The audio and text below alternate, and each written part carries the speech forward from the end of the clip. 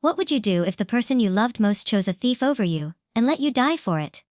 My name is Beth, and I'm about to tell you a story that will make you question everything you think you know about love, betrayal, and second chances.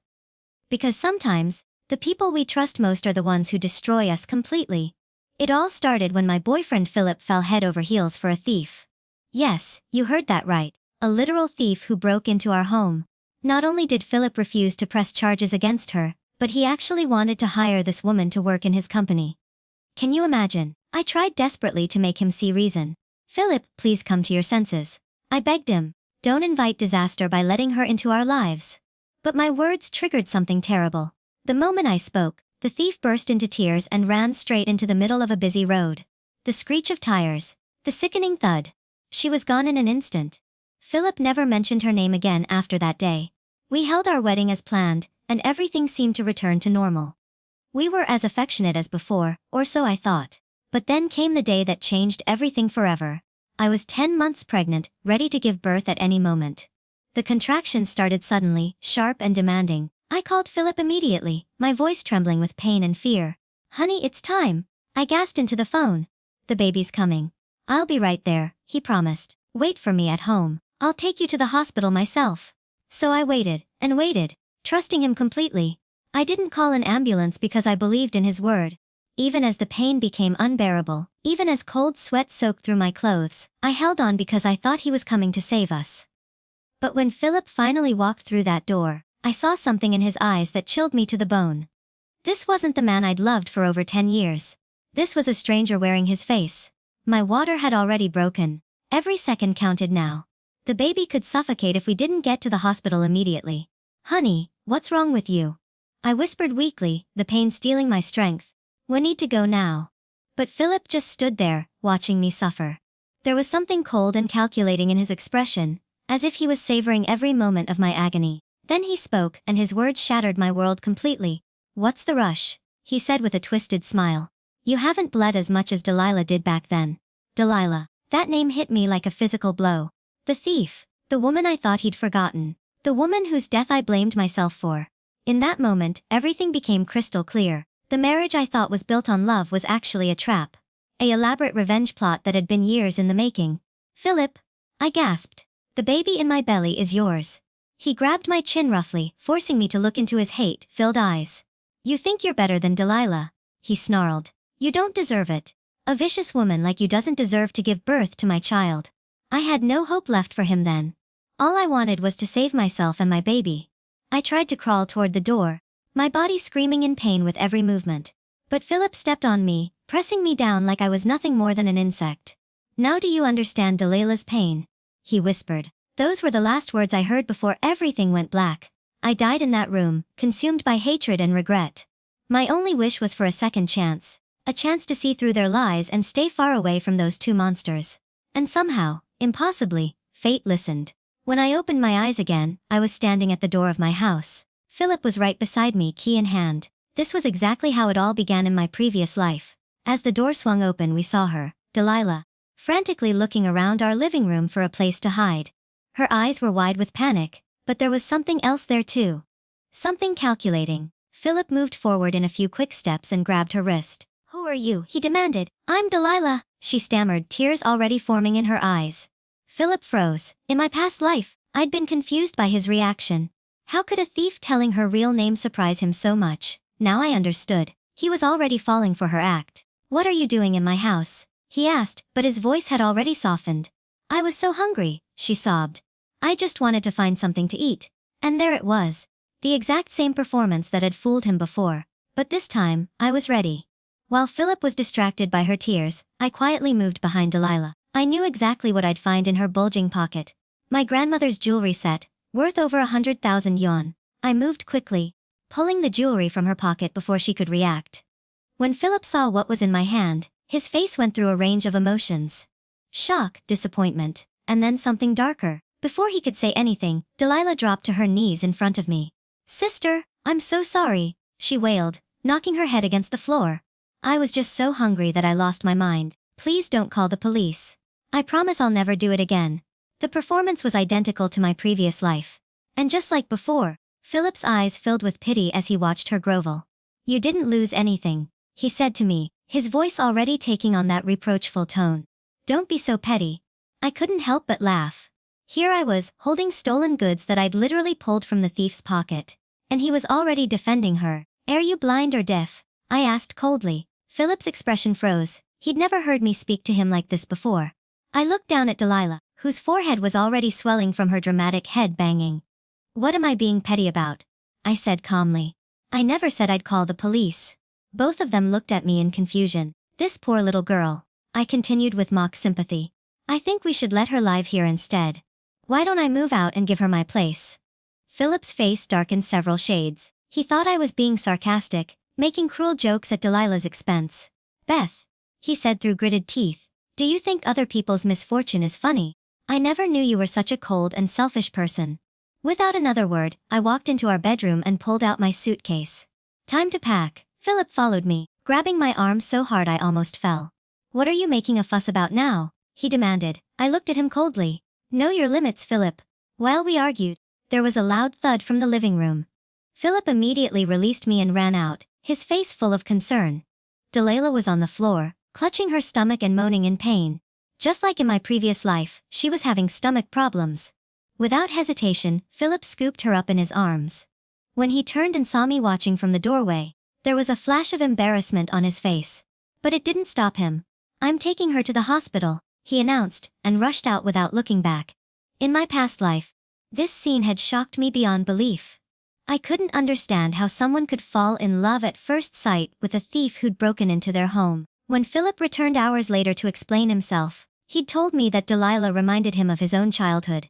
He was an orphan too, he said. He'd been so hungry once that he'd stolen corn and been chased by dogs. I'd been his first love. We'd been together for so many years. So in my previous life, I chose to trust him. This time, I knew better.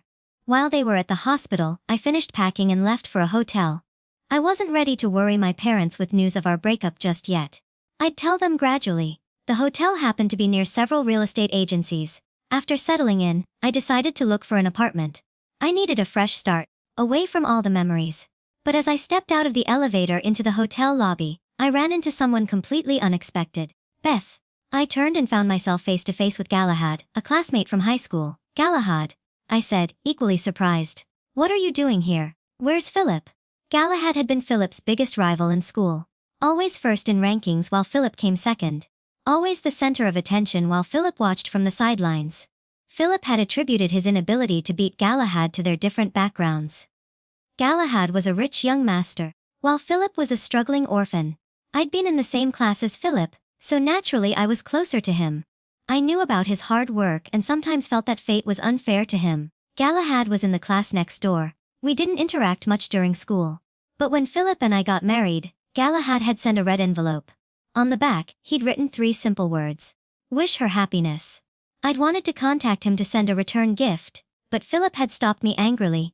He claimed Galahad was just showing off and didn't deserve our attention. What happened to you? Galahad asked gently, noticing my downcast expression. I shook my head, not sure where to begin. But before I could speak, an angry voice cut through the air. Beth, what are you doing here? Philip had arrived, and he was furious. He grabbed my shoulders and pulled me so hard I stumbled backward. Galahad reacted quickly, steadying me with one hand while grabbing Philip's wrist with the other. Philip yelped in pain and let go. What are you doing in a hotel? Philip demanded, his eyes bloodshot with rage. I get it now, Beth. No wonder you wanted to move out. It was for him, wasn't it? I raised my hand and slapped him hard across the face. Watch your mouth, I warned. Philip's expression turned savage, like he wanted to destroy me completely. This hotel belongs to my family, Galahad said calmly. Philip fell silent. He'd lost touch with most of our old classmates and had no idea what any of them were doing now. Even with his current success, he was nothing compared to Galahad's family wealth. To avoid causing trouble for Galahad, I explained to Philip. I just checked in. I've known he was here for less than 5 minutes. Then I glanced at Delilah, who was clinging to Philip's arm. What are you doing in a hotel? I shot back. Philip's face darkened further. She has nowhere to live. I'm letting her stay here for a few days. Now stop making a scene and come home with me. I laughed bitterly. What are you, some kind of saint? A thief breaks into your house, and instead of calling the police, you take her to the hospital and put her up in a 5-star hotel. Why don't you just build a shrine and worship her? Philip's face went through several color changes, but he refused to back down. Is it necessary to be so cruel? He said. People like you who don't understand hardship, don't you have any compassion? Delilah's eyes welled up with tears as she tugged on his arm. Brother Philip, please don't fight with sister because of me. She pleaded. I don't want to affect your relationship. Then she glanced timidly at Galahad. Suddenly, Galahad's expression changed. Your name is Delilah. Delilah's eyes lit up with hope. Yes, my name is Delilah. Do you know me? Galahad called for security while answering. Yes, I know you. At the reception in our department store last month, you stole a set of silver handicrafts. Delilah went pale, turning to Philip for help. Philip looked like he'd been struck by lightning. Galahad, are you deliberately causing trouble? Philip protested weakly. Just ask her yourself. Galahad replied calmly as security surrounded them. Philip looked at Delilah for confirmation. Her mouth trembled and tears streamed down her face. I. She stammered, unable to continue. Philip's face grew darker by the second, shame and embarrassment written all over it. We discovered she was a part-time worker and quite young. Galahad explained casually, so we decided not to pursue it. But since we've met again today, we might as well resolve this matter. He paused, then added with a slight smile, after all, people like me who don't understand hardship have no compassion. Those were Philip's exact words thrown back at him. Galahad was like my personal champion, and I wanted to cheer. Philip stood there speechless, looking like he'd swallowed something fall. Delilah tried to grab Galahad's arm, but he smoothly avoided her touch. When she missed, she turned back to Philip with desperate eyes. Brother Philip, please save me. She begged. I only did wrong because life was so hard. I promise I'll listen to you from now on and never make mistakes again. Philip hesitated, clearly torn. How much was the item worth? Galahad pulled out his phone and showed him the product page. It's a handcrafted silver set by a master artisan. 100,000 yuan. Philip's face froze instantly. He could afford that amount, but it wasn't pocket change for him either. Interestingly, when Delilah heard the price, I caught a slight twitch at the corner of her mouth. My grandmother's jewelry was worth about the same amount, but she'd sold it on a second-hand website where I'd bought it back for only 20,000 yuan. She clearly didn't know the true value of what she was stealing, but now Philip would have to pay full price for her crimes. The thought made me incredibly happy. Philip struggled with the decision, then turned his anger on me. Beth, what are you smirking about? If you don't like it, I suggested innocently, you could always call the police. His face flushed red with rage, and he started blaming Galahad instead. Can't you see he's just a petty, vindictive person? I nearly burst out laughing. I guess we're both petty people who don't understand hardship. Didn't you say that yourself? Philip looked like his eyes might actually burst from anger. He clenched his fists, but Delilah was still watching him with hopeful, desperate eyes. Under her expectant gaze, Philip had no choice but to pull out his card and pay the 100,000 yuan.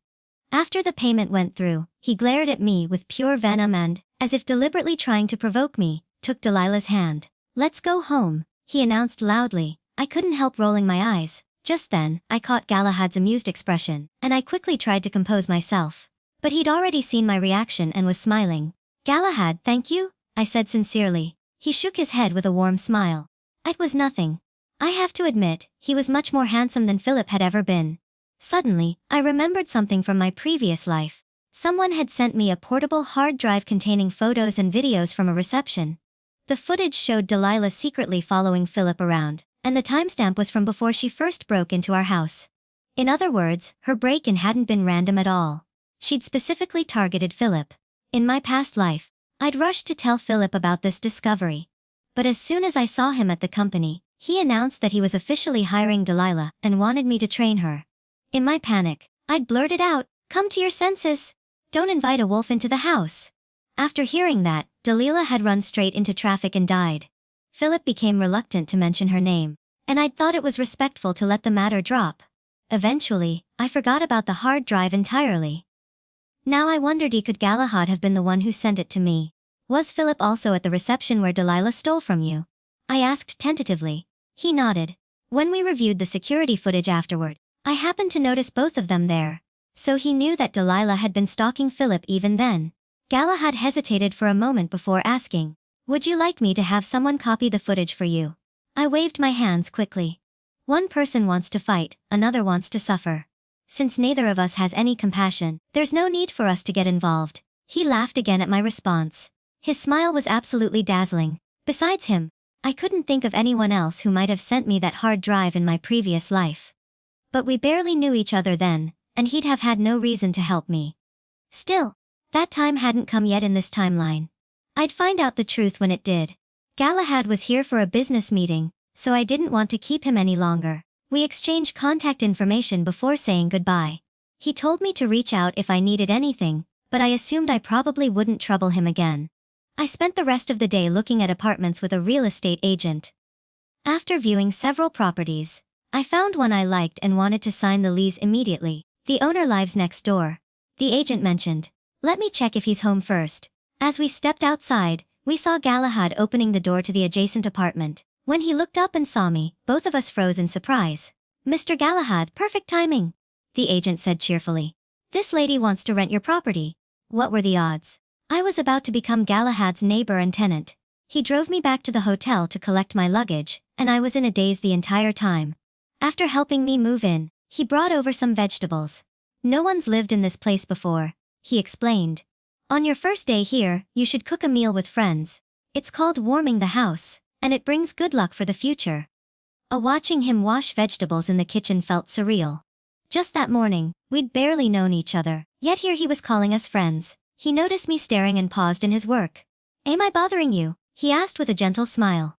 "No," I said honestly. "I just think it's amazing. I never imagined meeting you like this. What a coincidence." "Me too," he replied with a bright smile. "Beth, it's nice to meet you." For some reason, my cheeks felt warm at his words. The sound of a text message broke the moment. I glanced at my phone and saw several photos from an unknown number. The images showed Delilah wearing one of my old nightgowns, posing in front of a mirror. She'd even sent a message. "Sister, you won't be angry if I wear your nightgown, will you?" I replied immediately. I used that to clean the toilet, so I didn't take it with me. She didn't respond after that. Actually, when I was packing, I'd felt disgusted seeing that particular nightgown, and decided to leave it behind. In my previous life, after Philip took Delilah to the hospital, I thought that would be the end of our involvement with her. But a few days later, I came home to find her brazenly living in our house, wearing my clothes. I'd been so angry that I slapped her. Philip walked in just as it happened and immediately protected Delilah, who was crying behind him. He claimed it was his idea to let her use our bathroom, and told me to take my anger out on him if I had complaints. I slapped him twice and demanded to know if he'd fallen in love with the thief. If he had, I said, I'd step aside immediately.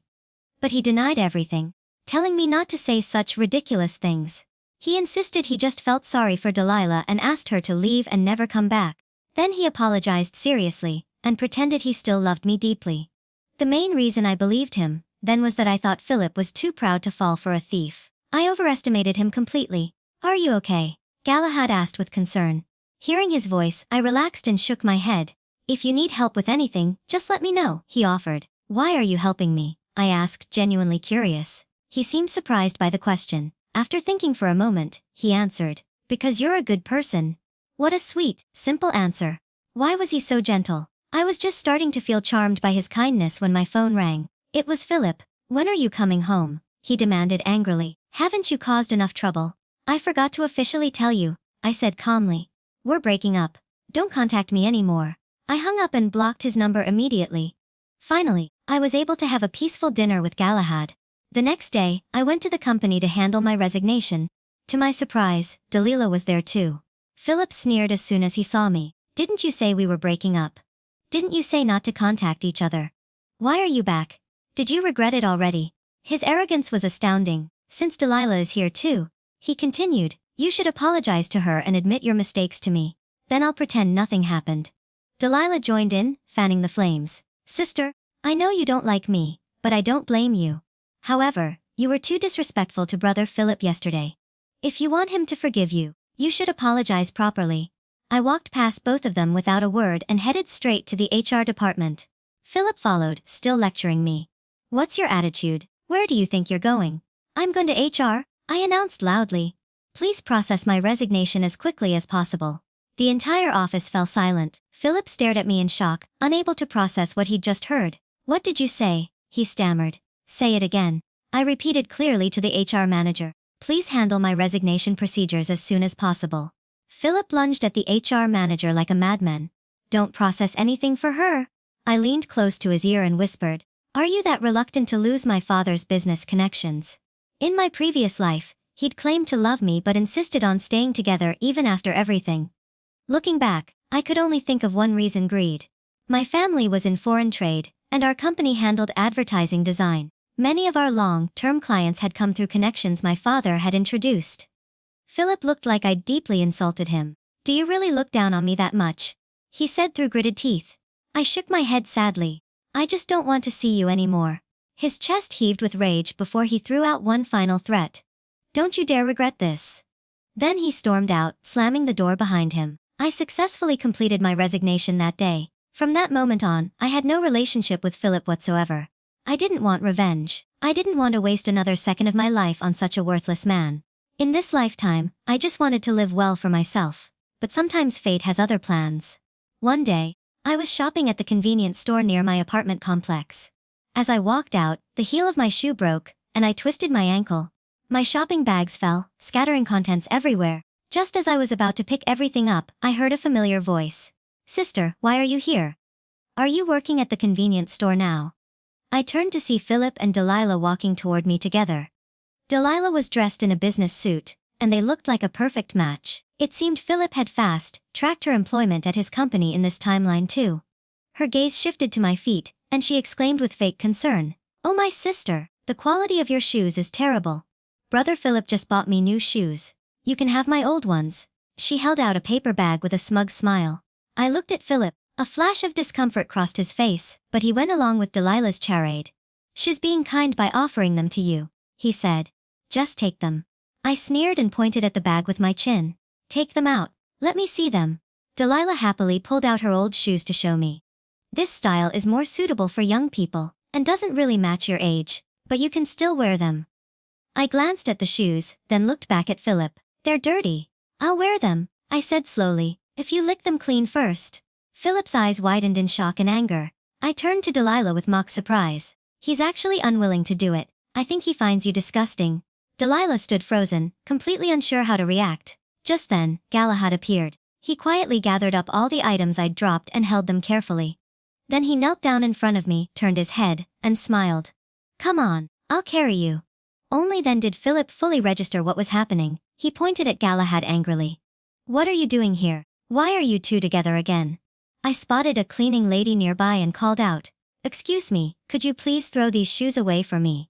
The cleaning lady nodded helpfully. I sighed dramatically. Who keeps old shoes anyway?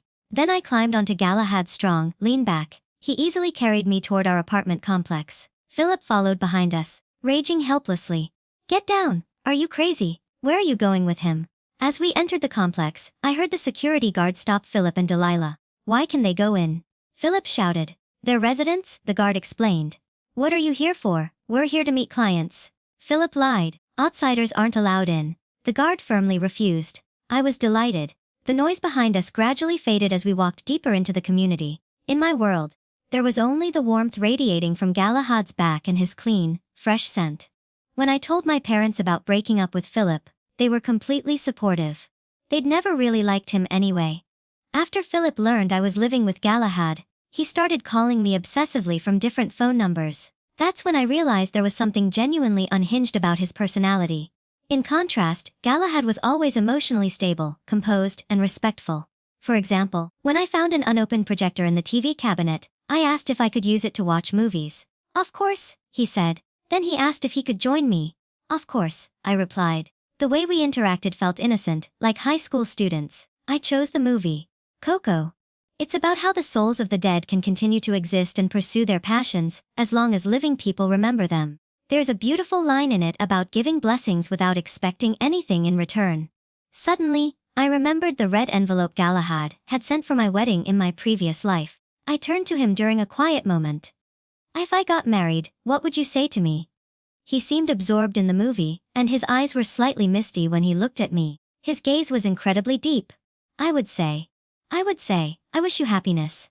A wild guess was on the tip of my tongue, but I didn't have the courage to voice it. After several peaceful days, Delilah actually cornered me at the entrance to our complex. "Beth," she accused angrily. "Something happened to the company. Are you just going to hide here and not care?" I was confused. What happened? Multiple people filed complaints saying the company plagiarized their work. She explained dramatically, Philip is so busy dealing with this crisis, and you don't even know about it. I laughed coldly. Why should I, a former employee, know about my old company's problems? She glared at me with hatred. I know you're jealous that brother Philip treats me so well, so you hate him out of spite. But it's useless. It only makes him dislike you more. Her delusion was impressive. If you want him to come back to you, she continued righteously, you should help him the right way. I asked with genuine interest, what would be the right way? Get your father to solve his current problems and publicly apologize to us.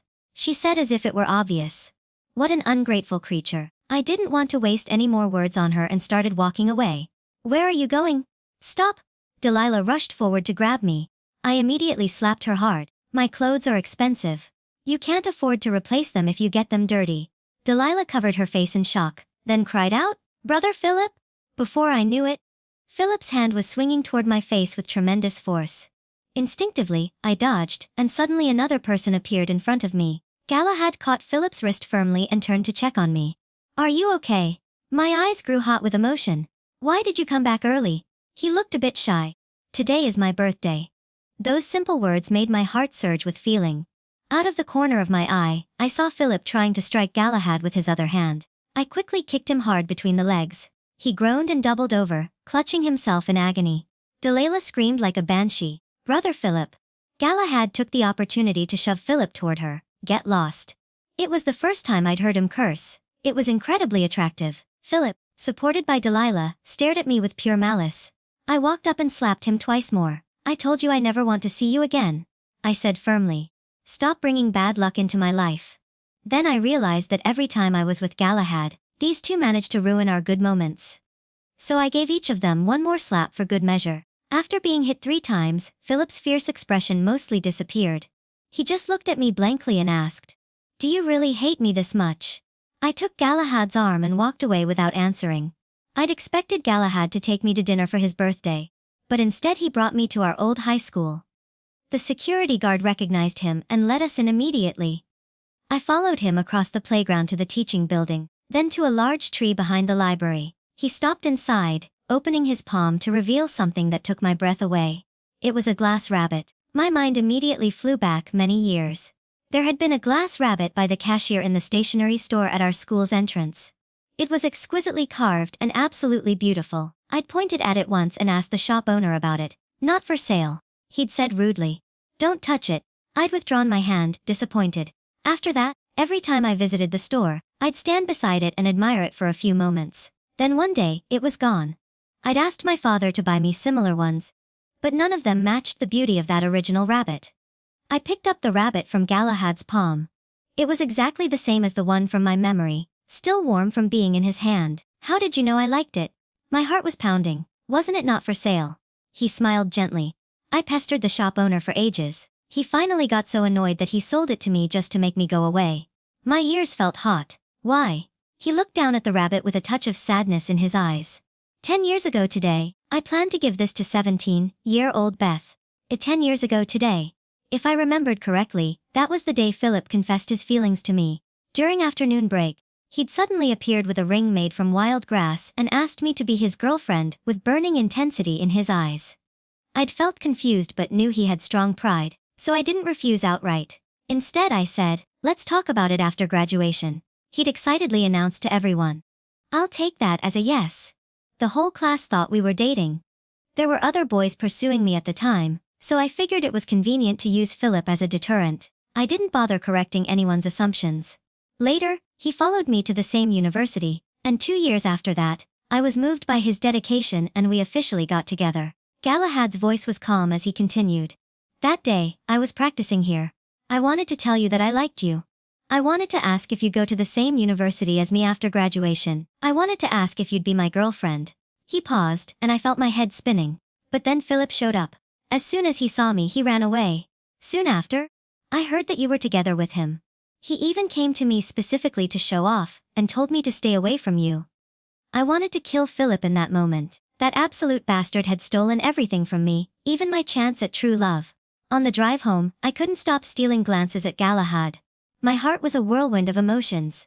This was Galahad, this incredible man, and Philip had bullied him because of me. How could I have been so blind? What are you thinking about? He asked softly. I had so much to say that I didn't know where to begin. After a long silence, I finally managed, but today is your birthday. What if I didn't prepare a gift for you? He didn't answer, but his smile grew wider, and the tips of his ears turned slightly red. Actually, I did have something I could give him as a gift.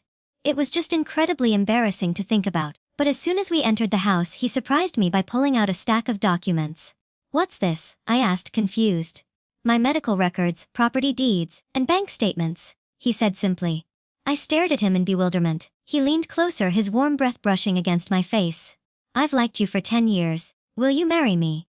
Fireworks exploded in my heart. Yes! I threw myself into his arms and held him tight. I was ready to give him his birthday gift right then and there, like a woman possessed. The next day, I woke up in Galahad's arms. It was a full week before I could walk properly again. In my previous life, Philip would do anything to achieve his goals. I'd often had to stop him from taking extreme measures. In this life, with no one to restrain him, it wasn't surprising that he'd gotten into legal trouble over plagiarized work. But I knew that was nothing compared to what was coming. His real catastrophe was still ahead, and it didn't take long to arrive. News broke online that a massive amount of customer information from Philip's company had been leaked. The company was on the verge of complete collapse. In my previous life, that information had been stolen from my computer. Philip had been furious with me then. I couldn't explain how it had happened. And my elderly father had to pay out of his own pocket and humble himself to help clean up the mess. The police had informed us they were using experts to restore all the operation records from my computer. It was just a matter of time before they found whoever had leaked the information. The next day, I'd received that mysterious hard drive. I'd rushed to find Philip, wanting to tell him I suspected Delilah was behind the data theft. But at that critical moment, he'd announced his intention to officially hire her. In my panic, I'd urged him to come to his senses and not invite a wolf into the house. That's when Delilah had run into traffic and died. When the investigation results came out later, they confirmed that Delilah had indeed accessed my computer during a company visit and leaked the customer information. Philip had simply said, "She's already dead. Why bring it up? Your father can afford to be magnanimous." During the week I was recovering in Galahad's bed, I'd already introduced my new fiancé to my parents via video call.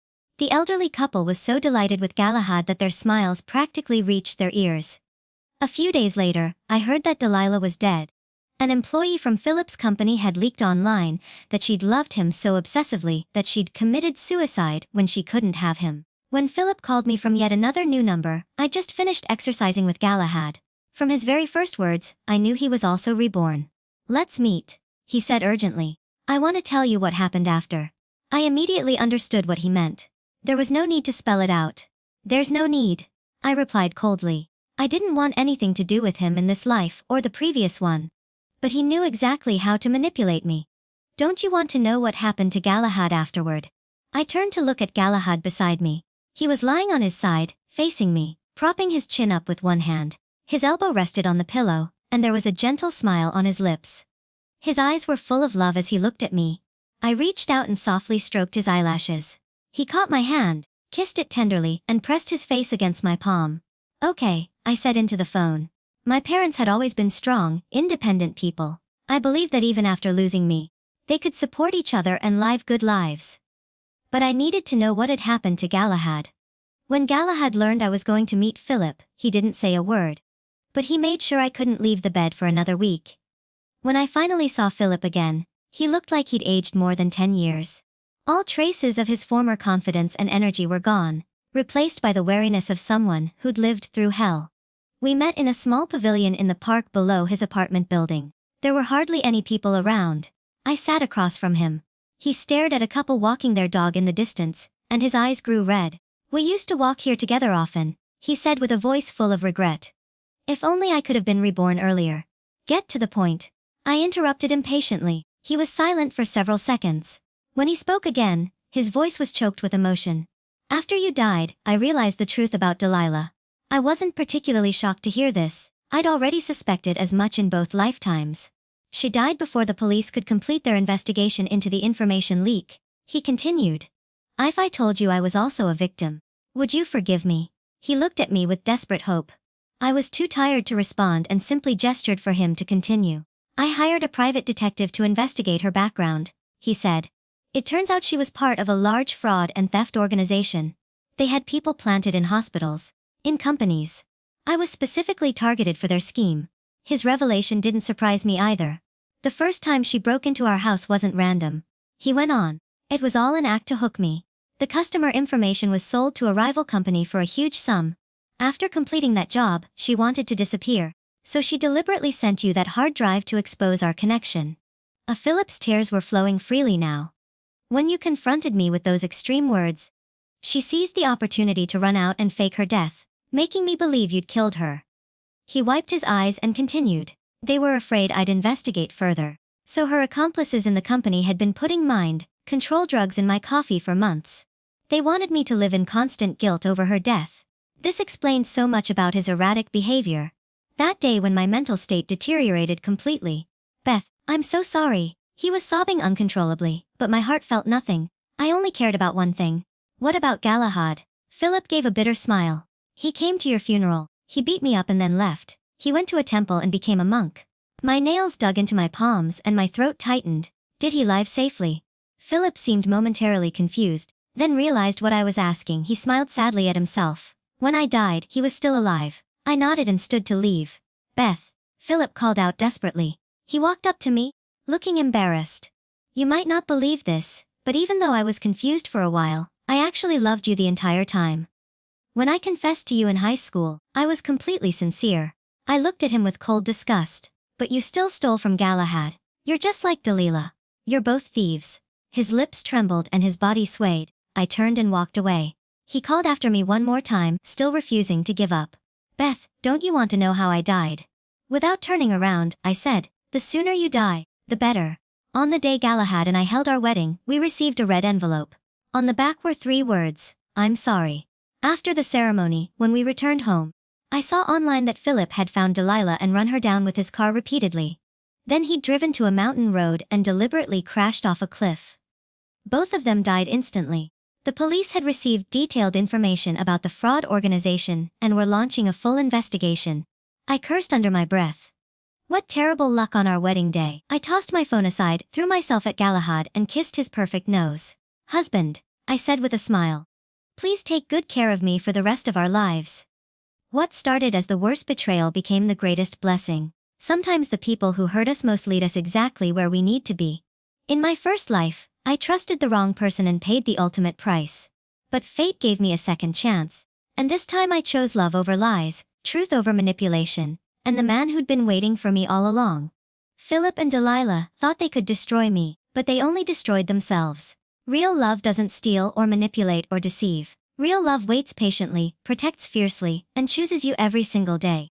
Galahad had loved me quietly for 10 years, never giving up hope even when it seemed impossible. He'd kept that glass rabbit all those years, waiting for the right moment to give it to me. Now, as I look at him sleeping peacefully beside me, I'm grateful for every moment of pain that led me here. Because without it, I might never have realized what true love actually looks like.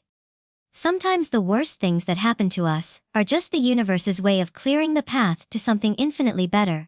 Thank you for joining me on this incredible journey of love, loss, and second chances. If this story touched your heart the way it did mine, please don't forget to like this video, share your thoughts in the comments below, and subscribe for more amazing stories about love, revenge, and the power of choosing yourself. Remember, you deserve someone who sees your worth from day one, not someone who only appreciates you after they've lost you. Choose wisely, love deeply, and never settle for less than you deserve. Until next time, keep believing in the power of second chances.